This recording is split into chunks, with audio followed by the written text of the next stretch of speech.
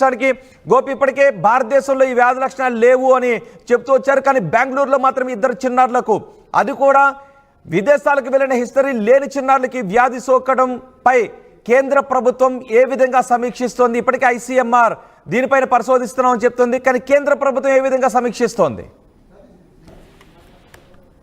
చైనాలో విజృంభిస్తున్న ఈ వైరస్ తాలూకు లక్షణాలు ప్రస్తుతం భారత్ లో లేవు అనేది కూడా నిన్నటి వరకు భారత ప్రభుత్వం ICMR కూడా నిర్ధారిస్తూ వచ్చింది. అయితే ఈ రోజు ఒక కేసు 8 నెలల బాబుకి ఈ యొక్క వైరస్ సోకినట్టుగా మొదట వైద్యులు నిర్ధారించడం జరిగింది. ప్రస్తుతం వాళ్ళని ట్రీట్మెంట్ అందిస్తున్నాము. అతన్ని ఐసోలేషన్ లో ఉంచడం జరిగింది. ఒక ప్రత్యేకమైన వార్డులో కూడా అబ్బాయికి కొంత శిక్షణ ఇస్తున్నట్టుగా కూడా చెప్పారు. అయితే జనవరి 3వ తేదీన కూడా అదే ఆసుపత్రిలో మరొక కేసు నమోదవడం, దానికి సంబంధించి వైద్యులు ICMR కు కానీ ఇతర గైడ్ లైన్స్ లకు కానీ ఎక్కడ కూడా వైద్యులు వాటికి సంబంధించిన కేసుకు సంబంధించిన వివరాలు కూడా అందియలేదు. అయితే ఈ రోజు గత కొద్ది రోజులుగా చైనాలో ఆసుపత్రులన్నీ కూడా పూర్తిగా నిండిపోయిన నేపథ్యంలో WHO కొన్ని హెచ్చరికలు జారీ చేసింది. సాధారణ ఫ్లూ లక్షణాలు, అదే విధంగా కొంత తీవ్రమైన జ్వరం ఉంటుంది, విపరీతంగా దగ్గు ఉంటుంది. ఇటువంటి లక్షణాలతోటి ఎవరైనా బాధపడితే వాళ్ళను ఖచ్చితంగా ఈ యొక్క వైరస్ కి సంబంధించిన లక్షణాలు ఉన్నట్టుగా కూడా గుర్తించాలి. వాళ్ళను సపరేట్ వార్డ్ లో పెట్టి వాళ్ళకు వైద్యం అందించాలనేది కూడా WHO చెప్పడం జరిగింది. అయితే ప్రస్తుతం 2 కేసులతోటి బెంగళూరులో 2 కేసులు నమోదవడం జరిగింది. మరి ఇది ఒక అంటువ్యాధిగా అయితే గతంలోనే WHO కూడా చెప్పడం జరిగింది. అయితే దీంతో మరొక మారు భారత్ లో లాక్డౌన్ విధిస్తారా అన్న భయాందోళనలు అయితే ప్రజల్లో. అంటే బెంగళూరు కేసులను కేంద్రం ఏ విధంగా సమీక్షిస్తోంది? ఇప్పటికే రాష్ట్రాలను అప్రమత్తం చేసింది, ప్రజలకు సూచించింది స్వీయ రక్షణ చర్యలు చేపట్టాలి అని. అయితే ఇక్కడ 8 నెలల బాబుకు 3 నెలల పాపకు, పైగా వాళ్ళకి ఎటువంటి ఫారెన్ వెళ్ళిన హిస్టరీ కూడా లేదు, ఇంటర్నేషనల్ ట్రావెల్ హిస్టరీ లేని వాళ్ళకి వ్యాధి సోకడంపై ఖచ్చితంగా ఈ 2 కేసులను అయితే ప్రత్యేకంగా కొంత దృష్టి అయితే సారించిన పరిస్థితి ఉంది. ICMR కూడా ఇదే అంశాన్ని కొంత వాళ్ళ అధికారిక లేఖలో కూడా పేర్కోవడం జరిగింది. ICMR ఈ 2 కేసులను కూడా పరిశీలిస్తుంది. వాళ్ళ కుటుంబ సభ్యులకు కావచ్చు, కుటుంబంలోకి ఎవరైనా కొత్త వ్యక్తులు వచ్చి కుటుంబ సభ్యులను కలిశారా, లేదా విదేశాలకు వెళ్లి వచ్చిన వారిని వీళ్ళేమన్నా కలిశారా అన్న కోణంలో కూడా ప్రస్తుతం ICMR ఆరా తీస్తున్న పరిస్థితి ఉంది.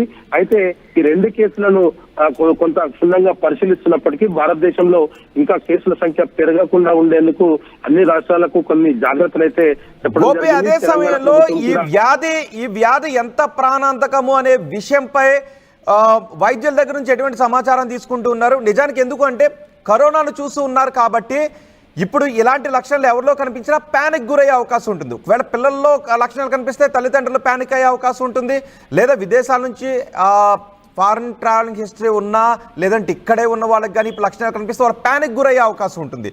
సో ప్యానిక్ గురి కావాల్సిన అవసరం ఉందా? ఒకవేళ అలాంటి లక్షణాలు కనిపిస్తే ఏం చేయాలన్న దాని గురించి ఏమన్నా మార్గదర్శకాలు జారీ చేస్తున్నారా?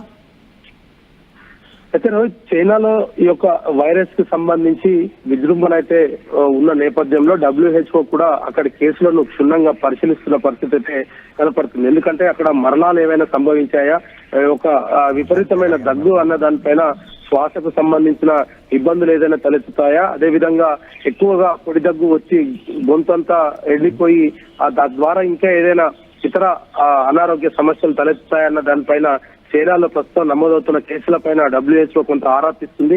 దానికి సంబంధించి కొన్ని గైడ్ లైన్స్ కూడా విడుదల చేయడం జరిగింది. అయితే ఇది అంటువ్యాధి అయినప్పటికీ కూడా ప్రాణాంతకం కాదు అనేది కూడా కొంత చెప్తున్నప్పటికీ ప్రజల్లో భయాందోళన అయితే పోగొట్టలేని పరిస్థితి అయితే కనపడుతుంది. ఎందుకంటే గతంలో ఏదైతే కోవిడ్ చేసిన విజృంభణ దేశవ్యాప్తంగా ప్రజల్లో ఇంకా గుర్తుండిపోయిన పరిస్థితి ఉంది. ఇంట్లో నుంచి బయటకు వెళ్ళలేని పరిస్థితి, ఎవరిని కలవలేని పరిస్థితి, ఒక ప్రాంతం నుంచి ఇంకో ప్రాంతానికి వెళ్ళలేని పరిస్థితి. ఒకవేళ ఇదే వైరస్ కనుక అదే స్థాయిలో విజృంభిస్తే ఆ పరిస్థితి ఏంటి అనేది కొంత భయాందోళన అయితే ప్రజలున్న మాట వాస్తవమే. అయితే హెల్త్ సంబంధించి WHO కావచ్చు, ICMR కూడా దీంట్లో అంత ప్రాణాంతకమైన లక్షణాలు ఇప్పటి వరకు అయితే ఏమి గుర్తించలేదనేది చెప్తున్నారు.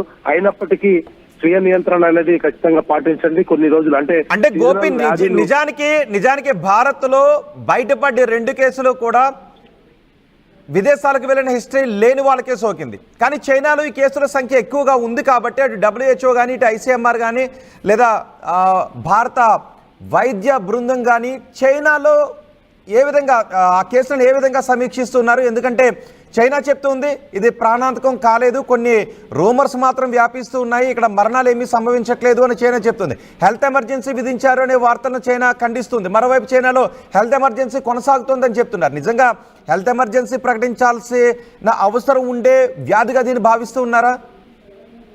అయితే రోహిత్, ఇక్కడ మనం ఒక విషయాన్ని అయితే గుర్తించవచ్చు. ఎందుకంటే చైనాలో మోస్ట్లీ హాస్పిటల్స్ అన్ని కూడా నిండిపోయిన పరిస్థితి ఉంది. హాస్పిటల్లో ఈ యొక్క లక్షణాలతోటి ప్రతినిత్యం కొన్ని వందల మంది వచ్చి హాస్పిటల్లో అడ్మిట్ అవుతున్నారు. ఆ బెడ్లు కూడా అక్కడ దొరకలేని పరిస్థితి అయితే చైనాలో ఉంది. అయితే గతంలో కూడా ఈ యొక్క కోవిడ్ సమయంలో కూడా అనేక మంది చనిపోయినప్పటికీ కూడా చైనా వాటన్నిటిని దాచిపెట్టింది. ఎక్కడ కూడా ప్రపంచం ముందు తాను దోషిగా నిలబడాలనుకోలేదు. కాబట్టి గతంలో కోవిడ్ కు సంబంధించిన మరణాల సంఖ్య కూడా చైనా చాలా తక్కువ చూపించింది. దేశంలో విజృంభణ కొనసాగుతున్న సమయంలోనే చైనా కరోనాను జయించామంటూ కూడా ఒక అఫీషియల్ స్టేట్మెంట్ కూడా విడుదల చేసింది. సో ఇప్పుడు అలాంటి పరిస్థితి కూడా చైనాలో ఉన్న నేపథ్యంలో కూడా చైనా దీన్ని బాహ్య ప్రపంచానికి తెలియనివ్వకుండానే అంతర్గతంగా దీన్ని క్లోజ్ చేయాలన్న ఆలోచనతోటే ఇటువంటి స్టేట్మెంట్ రిలీజ్ చేస్తుంది అనేది కూడా మిగతా దేశాలు చెప్తున్నాయి. అయితే WHO కూడా దీంట్లో చాలా క్షుణ్ణంగా పరిశీలిస్తుంది. అంటే వ్యాధి లక్షణాలు ఏ విధంగా పెరుగుతున్నాయి, ఆ వ్యాధి తీవ్రత ఎంతవరకు వెళ్తుంది, గతంలో నమోదైన కేసులు, అంటే చైనా నుంచి ఎటువంటి సమాచారము WHOకి అందట్లేదు. ఇది సాధారణ జలుబు, సీజనల్స్ లో వచ్చే వ్యాధులు మాత్రమే అనేది చైనా చెప్తుంది. అయితే వీటన్నిటిని కూడా ప్రపంచాన్ని మరొకసారి భయపెట్టించే పరిస్థితి అయితే కనపడుతుంది. ఒకవేళ ఫ్లూ తర్వాత వాళ్ళ ఆ గొంతులన్నీ ఎండిపోయి ప్రాణం పోయే పరిస్థితి ఏదైనా వస్తుందన్న దానిపైన కూడా ప్రస్తుతం WHO అయితే కొంత ఆరాధిస్తున్న పరిస్థితి కనపడుతుంది. రైట్ గోపి, భారత్ లో చైనా కొత్త వైరస్ లక్షణాలు ఇద్దరు చిన్న పిల్లల్లో కనిపించాయి. బెంగళూరులో 3 సంవత్సరాల పాప, 3 నెలల పాప, 8 నెలల బాబు, వీళ్ళిద్దరిలోనూ ఈ లక్షణాలు కనిపించాయి. ప్రస్తుతం వాళ్ళకి ట్రీట్మెంట్ కొనసాగుతోంది అని చెప్తూ ఉన్నారు. దీంతో జనాల్లో మళ్ళీ లాక్డౌన్ వస్తుందేమోననే భయాన్ని వ్యక్తం చేస్తున్నారు. ఎందుకంటే చైనాలో ఈ కేసుల సంఖ్య విపరీతంగా పెరుగుతోంది. చైనాలో ఈ కేసుల సంఖ్య విపరీతంగా పెరుగుతూ ఉండటంతో చైనాలో వాళ్ళందరూ ఆసుపత్రులకు వెళ్తున్నారు. హాస్పిటల్స్లో బెడ్లు సరిపోవడం లేదు అంటూ వార్తలు బయటకు వస్తున్నాయి.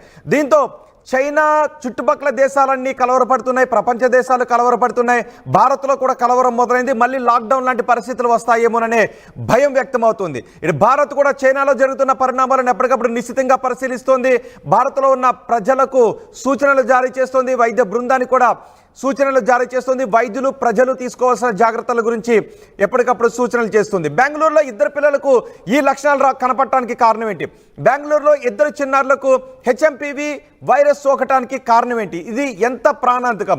ఇది వైద్యానికి, ఏ విధమైన వైద్యానికి ఇది రెస్పాండ్ అవుతుంది అనే విషయాన్ని కూడా పరిశీలిస్తున్నారు. ఇటు ICMR కూడా దీనిపైన పరిశోధన చేస్తుంది. అటు WHO కూడా ఎప్పటికప్పుడు చైనాలో కేసులను, చైనాలో నమోదవుతున్న కేసులు, చుట్టుపక్కల దేశాల్లో ఎక్కడెక్కడ ఈ కేసులు